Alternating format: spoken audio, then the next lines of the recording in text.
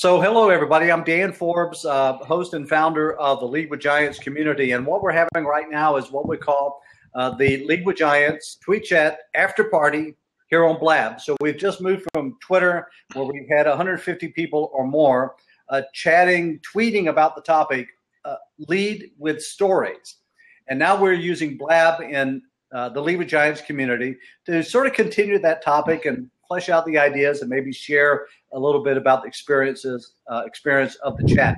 So we do have an open seat, about 6 of us in the room right now. If anyone else wants to take a seat, feel free to do so. So Leaf, introduce yourself again to the audience briefly, and Fred, I'll ask you to do the same thing, but Leaf, go ahead and go first.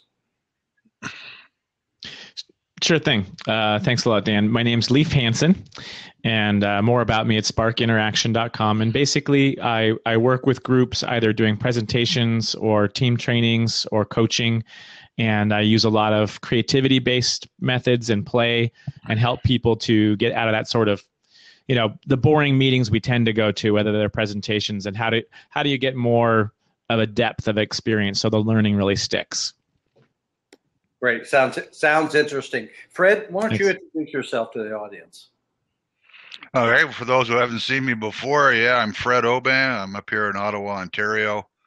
35-year retired military guy. Moved into the private sector 5 years ago, where I champion a lot of military practices, either in competitive intelligence or business wargaming, business red teaming for the execution side. And I'm also write an awful lot about leadership and strategy, but how the two are invariably connected, and don't mess with it. Oh, I think I just lost my feed. Oh, I see you. You're allowed. Okay. I see you too.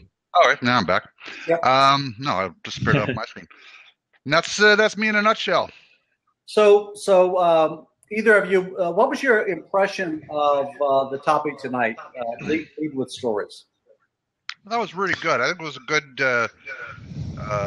departure from some of the adjective-based sort of discussions that we've had before. We've got into a specificity type subject in terms of how do you lead? And some of the best leaders have always been great storytellers in our history, and that's true. What you see in business as in battle, great leaders are great storytellers, and their stories are consistent, and generally they're timeless. People have a tendency to repeat them. The great stories are the ones that other people tell. Yeah, Leif, what do you think about the overall topic of the tweet chat tonight and the engagement around this idea of leading with stories?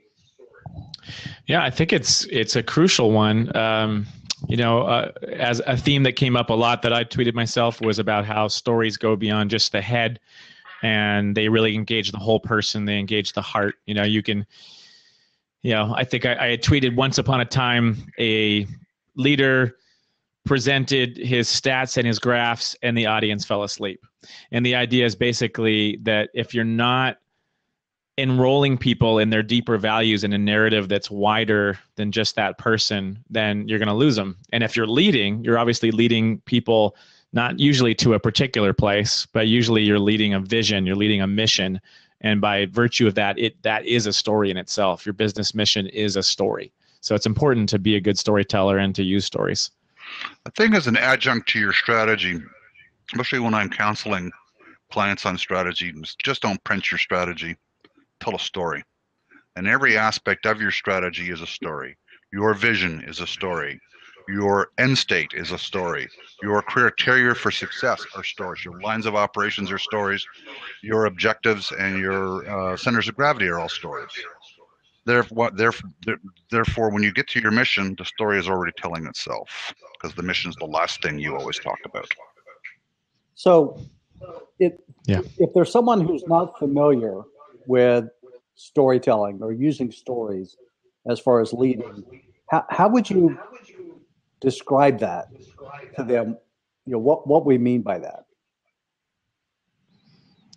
What leading with stories means? Is that what you're saying? Yeah.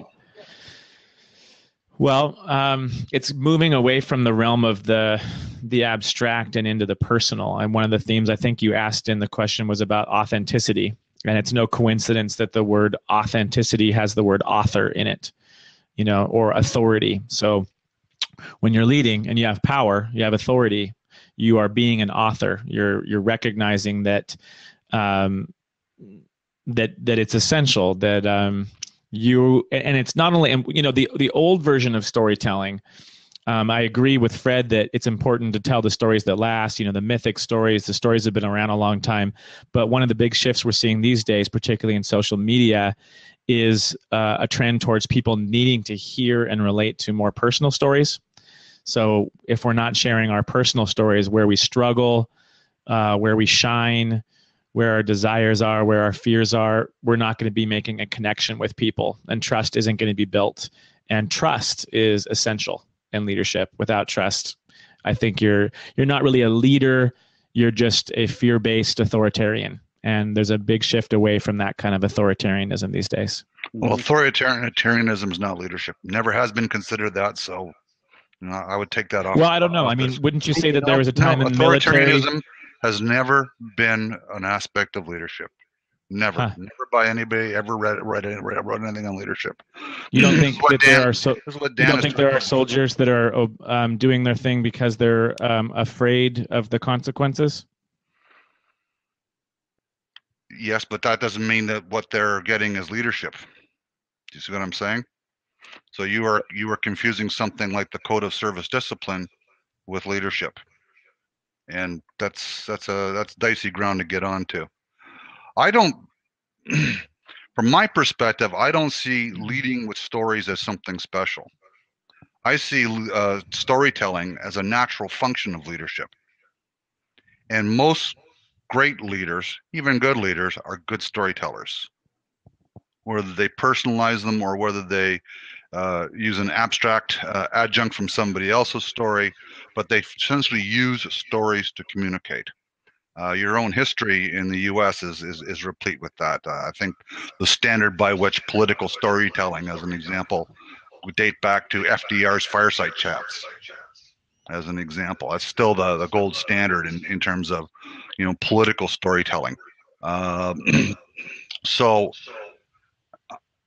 I don't see storytelling as something which is a different brand of leadership. I see stories as something that natural leaders naturally do. Mm-hmm. Yeah, I think that's true. So earlier in my life, I spent 20 years as a pastor, as a minister, a counselor. I'm now an executive coach. So I was the guy who got in the pulpit every Sunday and shared a message with a congregation. And so a lot of what I did was telling stories that would illustrate specific points. I can remember back when I went to the university and then to seminary. There was the joke about 3 points in a poem. 3 points in and a poem. And a poem. Okay. A poem. However, is what a sermon consisted of.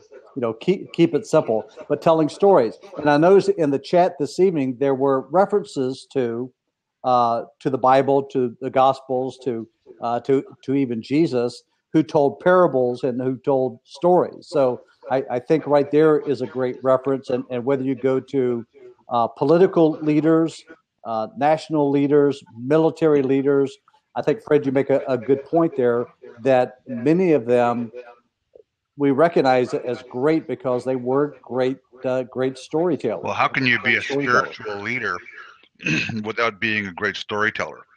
As an example, like as a pastor or a deacon or a Roman Catholic priest or pick any honorific that you like. I mean, how can you be a spiritual leader without telling story? Otherwise, you're just spouting dogma.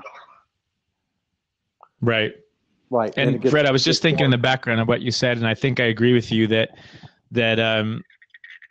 a true leader has always and is always telling stories. I think as I'm reflecting on it, maybe the way to say what I wanted to say about the shift that's happening is maybe the motivations, the intentions for people being enrolled in stories might be shifting a little bit, or at least I know they have in my life and people I talk to, where at one time I was, and it could be a stage of development, both I think on an individual level, where early on moral development, for example, you are more motivated by fear, and then you move to maybe pleasing people, and then eventually you find your own core values, and you're more motivated by that which inspires you and creates a, you're more motivated, let's say, by love or by altruistic values or by things that resonate with your values. So maybe not just on a human level, but maybe on a societal level, there's a maturation that's been happening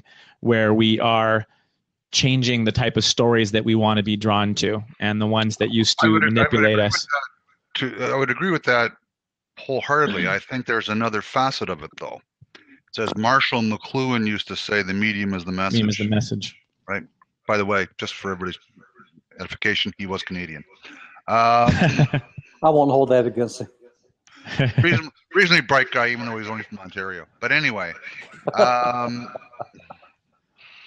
I think the medium is the message in this particular case. So when you look at the nature of how stories were told 40 years ago, 50 years ago, a lot of it depended on the medium, right?